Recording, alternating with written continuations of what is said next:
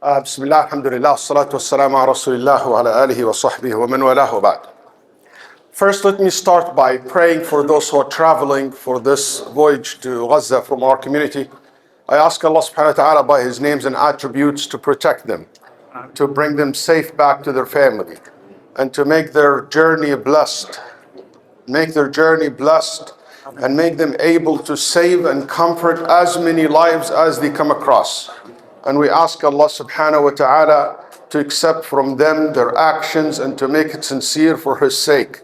And we ask Allah subhanahu wa ta'ala to reward them. And we ask Allah subhanahu wa ta'ala to bring through them relief, even if a little bit for our brothers and sisters in Gaza. We ask Allah subhanahu wa ta'ala to make what they ever do and they do and embark on this journey something that it will be a reward for them in the day of judgment. And we ask Him subhanahu wa ta'ala to bring strength and sabr and give patience and tranquility and peace to their families and to reunite them. Allahumma ameen. My khartirah tonight is about something that it is it's an increased complaint and questions coming to me. Where children, when they get older and more conflict happen, or there is conflict between them and their parents, especially if there is a history of problems between them and their parents, dad or mom. As children grow older, it grows with them a lot of resistment to their parents, a lot of anger, holding so many grudges. And they became more, now as they became independent and financially independent, and they can make decisions on their own, they feel that they don't need their parents anymore. So things can be a little bit tough and a little bit cross the line of respect when it comes to parents and the rights of parents. And this can manifest in many different ways. For instance, it's very interesting that somebody was telling his father, for example, or her mother, or he telling his mother, you know what, I want to set a rules of communication between us. You only can call me that many times a week.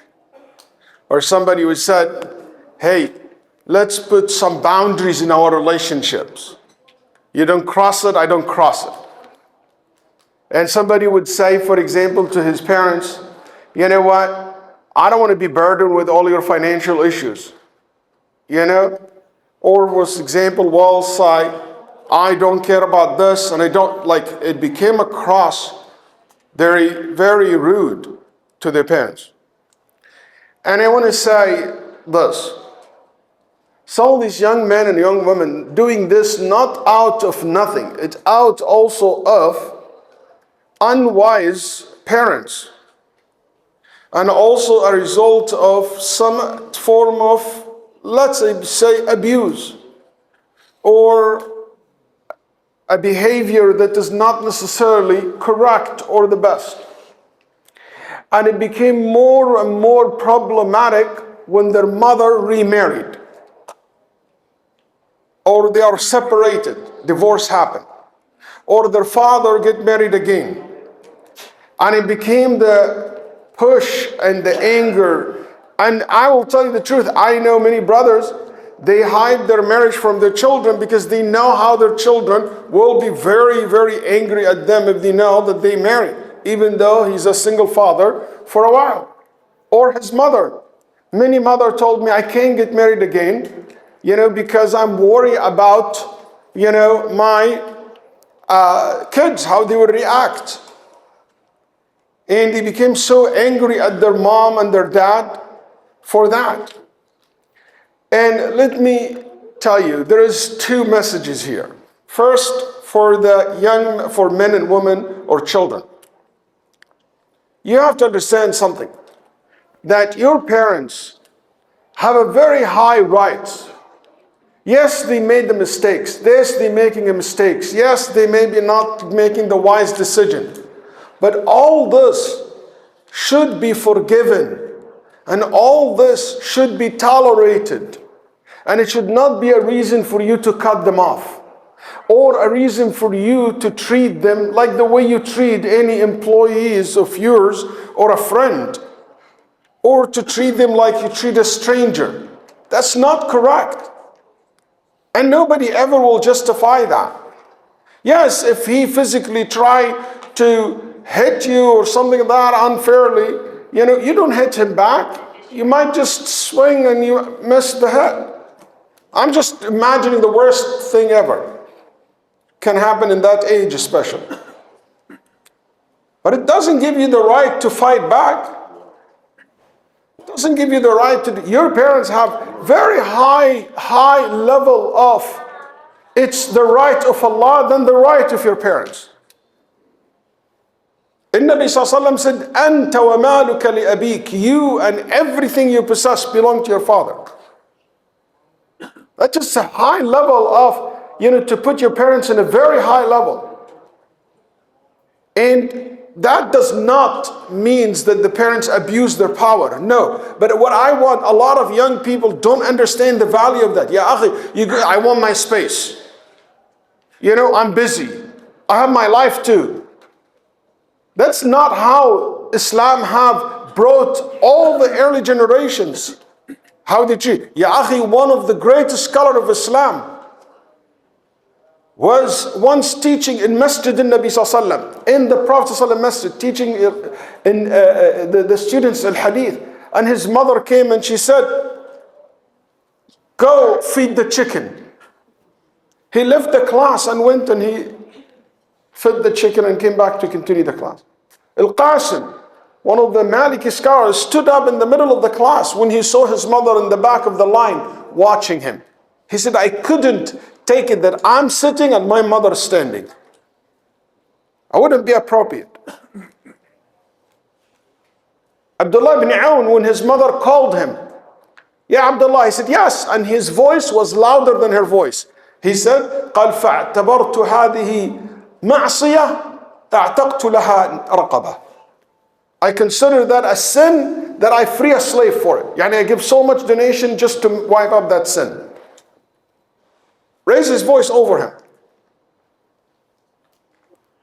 So we need to fill our hearts, no matter how tall you are, you still have to look up to your parents. No matter how old you are, no matter how wise you are, no matter how rich you are, no matter how independent you are, your parents are the reason that you are alive, the reason that you exist today. You might remember the hurtful thing, but that's the nature of human being. وَكَانَ الْإِنسَانُ ظَلُومًا جَهُولًا. Human beings by nature are ظَلُوم, very transgressor, very ignorant. Yes, but you don't remember how many times your parents run in the middle of the night to bring down your fever. If they left you, you'd have been dead. Or you'd been paralyzed because of the fever. You don't know how many of their life they have given and worked so hard just to make sure that you live and grow and have clothes and have food and have a shelter above your head. I'm not talking about a father who raped his daughter. I'm not talking about a father who raped his son. I talk about a father just deliver her semen to this woman and disappear after that. I'm not talking about that. That's not the scenario. I'm talking about scenario of parents that they committed, lived, and raised their children. Unfortunately, that notion of, the disbelievers, the kuffar, don't understand this concept. They understand parents' respect from a culture perspective, but they don't understand it from a religious perspective. How Allah subhanahu wa ta'ala honored it so much. There is a religious duty here. And another message also to parents, you have to be wise. You have to, you can't change. Whatever happened. Whatever your kids are. Just don't make it worse. You have to learn how to be flexible, to accommodate. You can't bring someone from 0 to 100. You can't have a kid who will be like Uthman ibn Affan رضي الله عنه يقول منذ أسلمت ما حددت النظر في وجه أمي ولا رفعت صوتي فوقها ولا أكلت قبلها. Since I became Muslim, I never stare at my mother, like give her that look, anger look. And I never ate before her. And I never raised my voice over her voice. You're not going to have a son in that level. And daughter in that level, because they're not trained. They don't have yet the 1, 2, 3. You want 100? So be wise of your expectation. And also don't always use the tool of, Allah will curse you, Allah will this, uquq al-walidain, and you make this as a stick. Unfortunately, it doesn't work much because there is no iman there. Unfortunately, the iman is very weak in many kids' heart. So you have to be wise how you bring that in the most wise way to approach them. Also, don't push too much. There is some parents so pushy, so involved in every details, so picky. They don't give their children a chance to grow, to have their own experience in life. You know what? Respect is earned, is not demand. You can demand love, but it will be an artificial. But I want you to try, and I want you, children, to give a chance to your parents. And to understand, even if they don't deserve it, I'm doing it for Allah. And one of the critical points that I want to say as well, what is my rights towards my stepdad and stepmother? What's my rights toward them? Yes, your stepmother and stepdad are not your dad and your father, nor they are your mother. They don't have, it's exactly like your mother-in-law. She's not your mother. She's only your mother by law. But she's not your mother. But what it means khalas? No. Your stepdad, your stepmom, your mother-in-law, father-in-law, they have 2 rights over you. Number 1, the rights of being Muslims. Muslims. Every Muslim have a right. And the right of Muslim is not something like ay kalam kida. No, the Muslims have so much rights upon you. To honor the Muslim, to respect the Muslim, to love the Muslim, your Muslim brother and sister. And if they are elder, they have the right of being elderly, to respect them and honor them. Then third, that they are married to your parent, one of your parents. This is now became my mother-in-law, or this is my stepmom, this is my stepdad. That relationship, why you honor them? Because you honor your father. SubhanAllah, Nabi sallallahu alayhi wa sallam told Fatima, you know, she's older than Aisha, radiallahu anha wa ardaha, bint al-Nabi sallallahu alayhi wa sallam. Once the Nabi sallallahu alayhi wa sallam told Fatima, you see this, Aisha, قال إني أحبها فأحبيها. I love her, so love her. Even though if you read the history and the seerah, there is a little bit of, sometimes clash. Her mother Khadija was the closest to his heart, and now this woman take over the heart. No, it's in human nature. But the Nabi sallallahu alayhi wa sallam wanted to take that away. He said, I love her, so love her. I love her because my father loved her. I care for her because my mother loves this man. She married this man. And it became something important to keep and important to understand. Otherwise, what do you expect? If your mother get married and you angry at her husband and you not, don't make your mother ever be in a place where she choose between her husband and her children. Don't ever put your father in a place to choose between his children and his wife. And one day, inshallah, I would like to speak about this single mother and single fathers. I have a special talk about that. Because they need, as much as they're facing tremendous amount of challenges, these single mom and single dad are showing a tremendous amount of courage and strength.